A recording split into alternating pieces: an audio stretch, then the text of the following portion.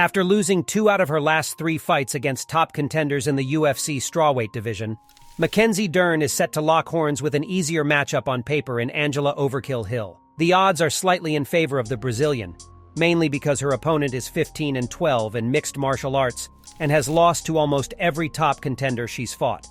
Some fighters, however, have a far better skill set than what their records suggest, and Hill is one of them. The American is currently on a 2-fight winning run, and she's adamant to add Dern to her list of vanquished foes. Who will come out on top when the cage door closes at UFC Vegas 73? Before MacKenzie Dern and Angela Hill take each other head-on, let's take a quick look at who has the advantage where. Hill is a true veteran of the sport. She has fought the who's who of women's mixed martial arts, and has given every top contender she's fought a run for their money. Don't let Hill's patchy record fool you into thinking that she's an easy test for Dern. The American is a late bloomer and is coming off impressive wins against Lupita Godinez and Emily Ducote in her most recent fights. MacKenzie Dern is the best submission grappler in women's mixed martial arts, but has so far failed to reach the heights she was expected to when she signed with the UFC. The good thing is, she still has enough time to make the necessary adjustments and capture the UFC strawweight gold. Dern has lost both of her past UFC headliners against Marina Rodriguez and Yan Xiaonan.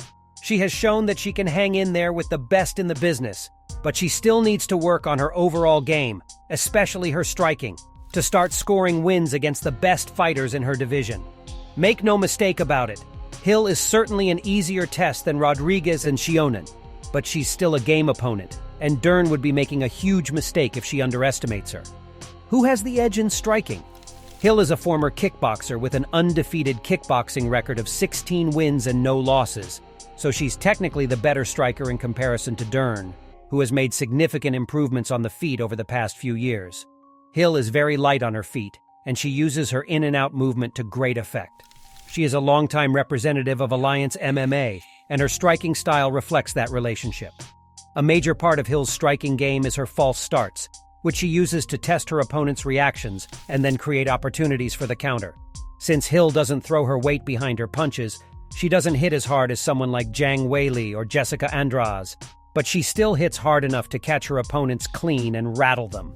Hill has a great stiff jab, a fantastic left hook, a wide array of kicks, and is a very versatile striker who should pose all sorts of problems for Dern, who heavily relies on aggression and volume to quickly close the distance and go for takedowns. Dern has a very solid overhand right, and she has made a lot of improvements like working on her jab and pushing forward with her chin behind her shoulder. That being said, Hill is far more experienced in stand-up. She has greater output, whereas Dern's striking defense is subpar. Both women are tough as nails, so if they engage in an all-out striking brawl, we should expect an entertaining fight, although Hill will have the edge in that department. Who has the edge in grappling? Historically, wrestling has been Hill's Achilles heel, and if it wasn't for her average takedown defense in the past, she would have won more fights. That being said, Hill has made significant improvements to her takedown defense over the past few years, and is now a much harder fighter to take down. Dern's wrestling isn't her strength, although she has also been making improvements in that area. When it comes to submissions, Dern is literally the best in the world in her weight class, so that's not an issue for her. The problem for Dern is securing the takedowns, an area in which she struggles against high-level fighters.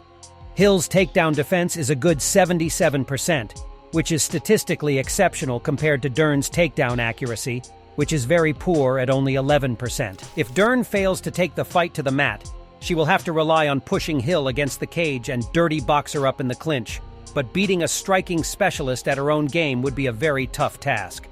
However, if Dern manages to secure a takedown and get a good amount of control time on top of that, she will earn a submission sooner or later. Hill has pretty good jiu-jitsu, but Dern is simply on a different level altogether in that department. In grappling, Dern will have the edge. Ultimately, it all comes down to who manages to execute their game plan better.